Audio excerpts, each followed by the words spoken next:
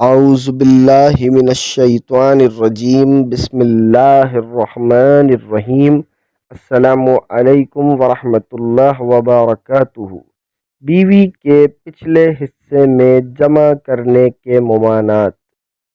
جس طرح حالت حیض میں بیوی سے صحبت حرام ہے، اسی طرح بیوی کے دبر پاخانہ کے مقام میں عضو تناسل کرنا بھی حرام ہے۔ نبی کریم صلی اللہ علیہ وآلہ وسلم نے صراحتاً اسے برے فعل سے منع فرمایا ہے۔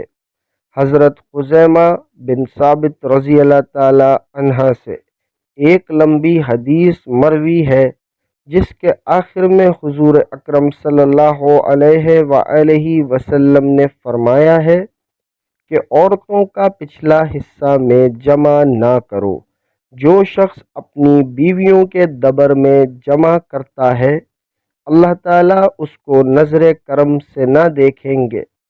جو لوگ اپنی بیویوں کے پچھلے حصے میں جمع کرتے ہیں وہ ملعون ہیں۔